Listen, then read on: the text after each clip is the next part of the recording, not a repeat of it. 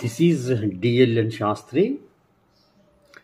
నేను ఒక కంప్లైంట్ను 4వ తారీఖు 10వ నెల 2020 తారీఖు జిల్లా ఎస్పీ గారికి, డిఐజీ గారికి పంపడం జరిగింది. డిఐజీ గారు 6వ తారీఖున జిల్లా ఎస్పీ గారికి పంపడం జరిగింది. జిల్లా ఎస్పీ గారు 7వ తారీఖున కంప్లైంట్ చూడడం జరిగింది. చూడండి, ఆల్మోస్ట్ 58 రోజుల తర్వాత కూడా నిర్దిష్టమైన ఆధారాలు ఉన్నాయి. దాంట్లో ఉన్నట్టు కంప్లైంట్లో దానికి జత చేసినటువంటి ఎన్క్లోజర్స్లో ఏ సింగిల్ డాక్యుమెంట్ కూడా ఇది చట్ట వ్యతిరేకము, సాక్ష్యానికి చెల్లదు అని కానీ, ఈ డాక్యుమెంట్ ఫేక్ డాక్యుమెంట్ అని చెప్పడానికి కూడా లేదు.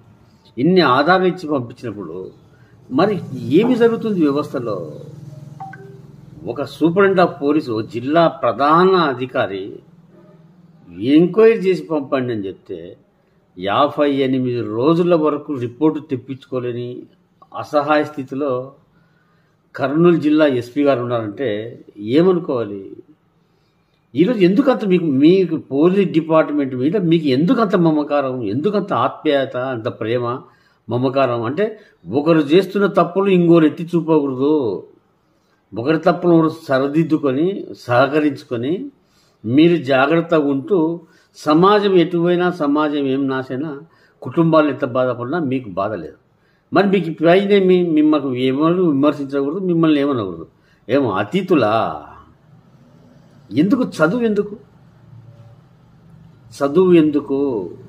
మీ కింది స్థాయి సిబ్బంది మీకు వ్యతిరేకంగా నిర్లక్ష్యంగా ప్రవర్తిస్తుంటే మీ మీద మీరు పంపించే కంప్లైంట్ల పైన ఏమనుకోవాలి?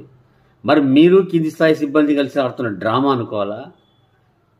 లేదా ఇంకా నాకు పంపలేదు, వెయిట్ చేస్తున్నానని చెప్పి మీరు అబద్ధం చెప్తున్నారు అనుకోవాలా? ఏమనుకోవాలి? ఏమి జరుగుతుంది వ్యవస్థలో? ఎందుకు ఈ దరిద్రాలు? మనం మనుషులమై ఉండి సాటి మనుషుల పట్ల ప్రేమ, గౌరవం, ఆప్యాయత అవి లేనప్పుడు ఎందుకు మనిషి జన్మ? ఎందుకు? ఎవడో బ్రిటిష్ వాడు ఏం చేశాడు? ఆ రోజు వాడు చట్టాలు పెట్టుకున్నాడు వాడి స్వార్థం కోసం, ఆ రోజు న్యాయ వ్యవస్థను పెట్టుకున్నాడు వాడి స్వార్థం కోసం. ఆ రోజు జడ్జీలు ఇచ్చేది వాళ్ళే, వాదించేది భారతీయులు, బ్రిటిష్ వాదించినారు, శిక్షలు భారతీయులకు. పోలీస్ వ్యవస్థ ఉంది, ఆ రోజు పోలీస్ వ్యవస్థ బ్రిటిషర్స్ ఉన్నారు, ఇండియన్స్ ఉన్నారు, శిక్షలు ఎవరికి?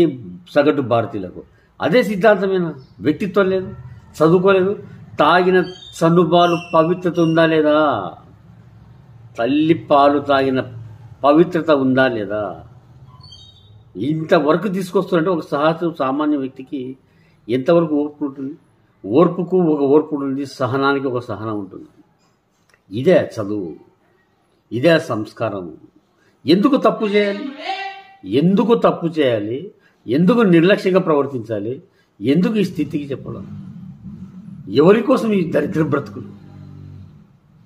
ఒక మనుషులమై ఉండి సాటి మనుషుల మీద మమకారం చూపించి ఆపత్కాలంలో కష్టజీవులకు సహాయం చేసి ఒక ధైర్యాన్ని నింపి ఒక అద్భుతమైన ప్రపంచాన్ని చూడాల్సిన వ్యవస్థలో ఉంటూ ఈ దరిద్రమైన బ్రతుకులు ఎవరి కోసము, దేనికోసము, ఏది సాధించడానికి, ఎవరిని ఉద్ధరించడానికి అనేది మీ మనస్సాక్షిగా వదిలిపెడుతున్నాను. ఆలోచించుకోండి.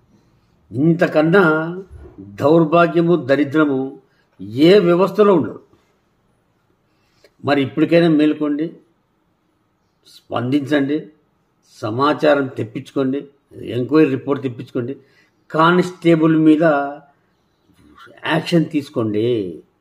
దీన్ని ఇంతతో వదిలిపెట్టే ప్రశ్నే లేదు. గౌరవ ఎస్పీ గారు, superintendent of police, union public service అధికారి, ఏమి జరుగుతుంది? ఎందుకు ఆ చదువు? ఎందుకు? మీ మనస్సాక్షిని మీరే ప్రశ్నించుకోండి, మిమ్మల్ని మీరే విమర్శించుకోండి. ఎందుకు ఈ పరిస్థితి, దేనికోసం అని చెప్పి ఆలోచించుకోండి. రిపోర్ట్లు తెప్పించుకోలేని అసహాయ స్థితిలో ఉన్నారా? అన్ని ఎవిడెన్స్లు ఇస్తే మీరేమనుకుంటున్నారు?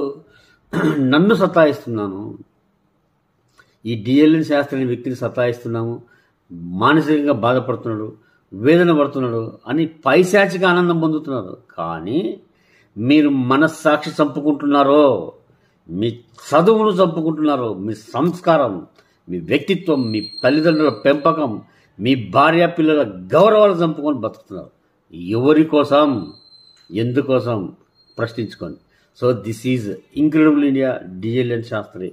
నమస్తే, జై తుస్.